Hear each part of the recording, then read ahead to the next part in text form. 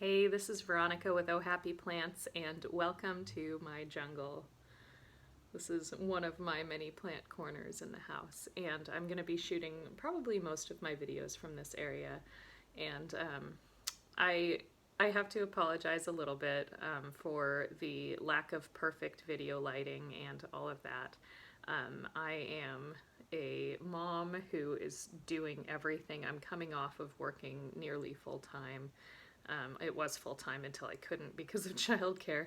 And now we're starting school. And so if I can sit down and shoot a video wherever I'm at, that's better than not shooting a video, right? So here we are. Anyway, I just wanted to talk a little bit about this lovely weather that we're getting and how the days are getting shorter if you're in one of those climates where, not climates, I guess, latitudes more. My brain will work one of these days, right? So if you're at a latitude where you notice the days get longer and shorter, you're definitely going to be noticing in the northern hemisphere that the days are getting much shorter already.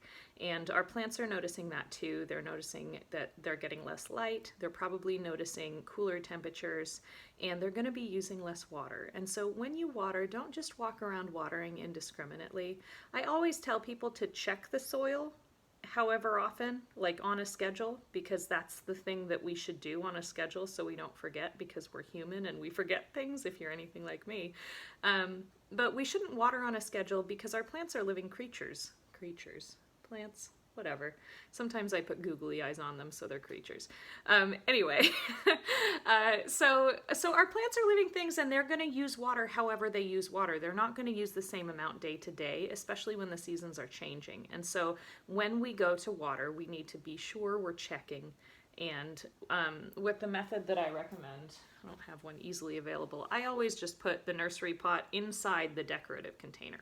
Oh, like this guy right here. Oh, well, he's kind of tucked in. He's tangled. Anyway, there's a nursery pot inside of that little basket right there. And I do that so that I can just lift the nursery pot up. And I know about how heavy a 6-inch nursery pot is when it's saturated with water versus when it's totally dry.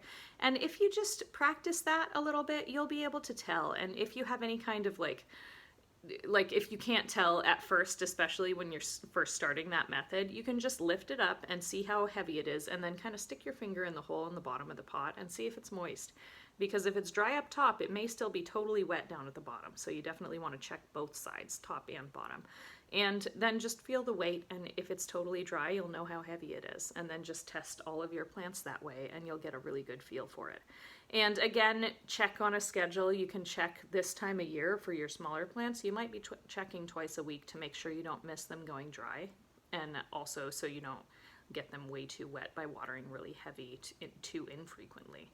And you're going to notice your plants are going to slow down in their water intake.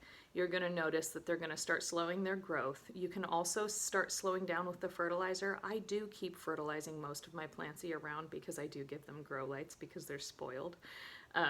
But some of them are, I have some in my bedroom that are not as spoiled, those poor things. And those ones don't necessarily get fertilizer year round, just because I don't want it to build up in the soil, because the plant is only going to use as much as it needs. And so if there's additional, it's just going to sit in the soil, and then you have to flush it out later. So that's just a couple of tips. One other thing that's really, really important, and is also the reason why my avocado tree over there has no leaves up until probably face height, is because it was in front of a heater when they came on in the winter. And I had rearranged the furniture in the summer, I guess, and then I turned all the heat on, and all of a sudden my avocado tree was dropping leaves, and I couldn't figure it out. And it took me, I don't know, a good 3 months, 2 months, until I figured out why it was dropping leaves like that. And it was because there was a heater, I don't know, 10 feet away that was blowing on it.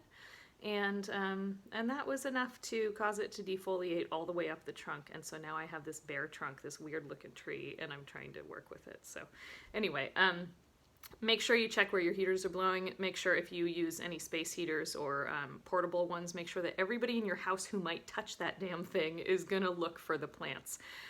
Same goes for air conditioners if you're in the southern hemisphere and you're starting to get into summer right now.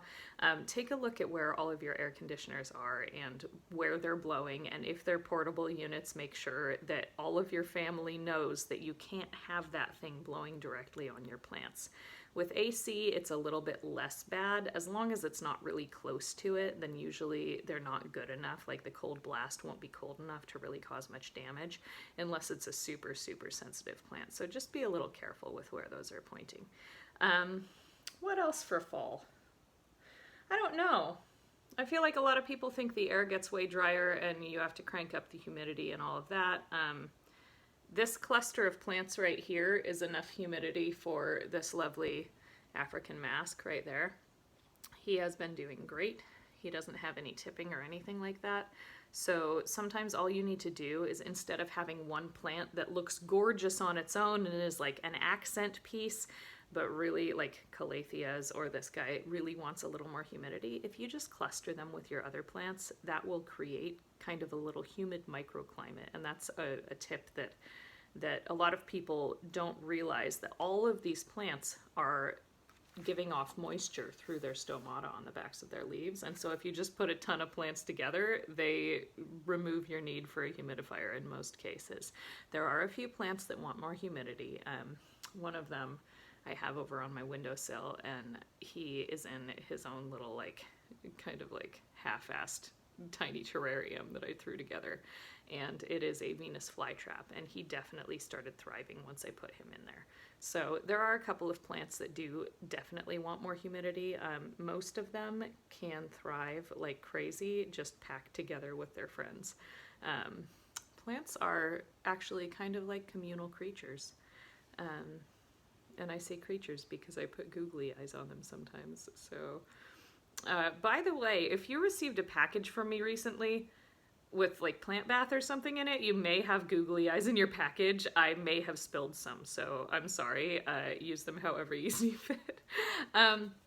Anyway, they are communal things. They're living things, and they do communicate with each other. They form a network, like in the forest, they'll form a network between their roots and other plants' roots with the little mycorrhizae that are in the soil. It's basically like, technically it's the majority of the mushroom plant, where the mushroom that you see above the ground is the fruiting body of this network of mycelium underground. And interestingly enough, mycelium makes up 25%, a full quarter of the world's biomass. Like if you added every living thing, plants and animals and everything, into one clump, a quarter of that is mycelium. And mycelium are these tiny little filaments. We're getting real nerdy here, okay? They're these tiny little filaments that are basically the mushroom roots, except it's the majority of the mushroom plant.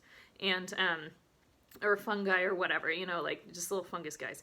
And they form a network in the soil, and they actually will extend the root system of the plant that is like kind of like intertwined with them, to the point that they form this like mat, this really, really dense mat of mycelium where all the roots are in there too, so that this plant can talk to this plant over here just using little impulses that it sends through the mycelium between the roots.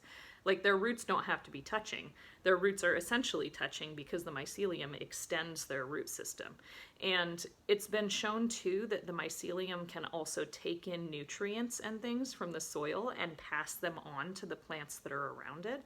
And it's a real great symbiotic relationship, because then those plants, like say it's trees in the forest, those trees drop leaves, which nourishes the mycelium, which nourishes the plant. So it's just like everybody's happy, everybody's working together, and the plants can even talk to each other that way. Like if one tree starts getting munched on by a beetle, you'll notice like 5 trees down, that tree down there is like this one tree maybe starts making some kind of anti-bug chemical or something, and you'll notice that 5 trees down, that one is too. And it's because they sense it in the air, but I think also because they talk to each other through their mycelium. It's insane. Plants are amazing, and I can't remember where I got off on that topic from, but because plants are communal. So yeah, that whole idea, like everybody, that's one other thing that I wanted to mention. We're gonna do a double video today. Usually I try to keep it one topic per video. Um, I see people all the time taking each plant out, like this guy right here. This is a Rojo Congo philodendron. He has two stems in the same pot, and I see people all the time thinking that they need to separate those so they're each in their own pot, thinking they need the space, and thinking that anything, if you can see the roots at all at the edge of the pot, no matter how much soil you can see, if you can see a root at the edge, it's way root bound and they have to repot it. And the majority of plants do fine, totally root bound, and I'm talking like tons of roots, like a pack load of roots, barely any soil left. Most plants do fine like that. The other thing, the main thing, my main point is if you see 2 or 3 stems in a pot, you can leave them in there. Maybe they want a friend to talk to. Putting them in a separate pot with sterile potting soil isn't necessarily great for your plant. I don't know if they get lonely.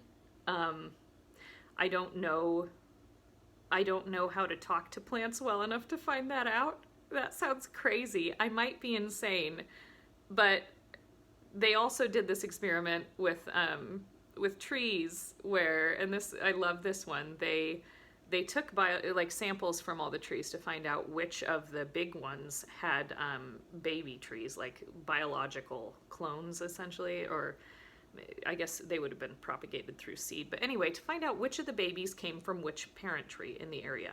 And then they found one tree, they found a bunch of those babies, they measured the health of these babies, some were healthy, some were struggling, and they went and they wrapped a plastic bag around this branch, injected it with radioactive carbon dioxide. So then the carbon dioxide was absorbed into the branch, and then they took a Geiger counter and they walked around and they traced where that radioactive CO2 went, right? What they found is that mama tree sent the radioactive CO2 out to the babies, but only the sick ones. So not only did that mama tree, mom or dad or whatever, I don't know if they're gendered, it was some kind of pine tree, but not only did that tree, that parent tree, know which ones were that, like, genetically similar to that one, so like their own children, but knew which ones were sick and gave the food, the CO2, to the sick babies. And so if that's not some kind of sentience, I don't know what is. Like, that doesn't seem like just a reflex to me. So anyway, that is a rambling, ridiculous kind of answer to the whole question of should I split my plant up? I don't think we should. I think if it looks nice in the pot, as long as it has some space, like I've seen aglaonemas come in that are so jam-packed in there that they actually don't have enough air between the leaves and they get diseases that way. But that's only if you have stems and they're like literally like packed together, like crammed together, no space at all between them, that can be a problem. But other than that, I'd say leave them.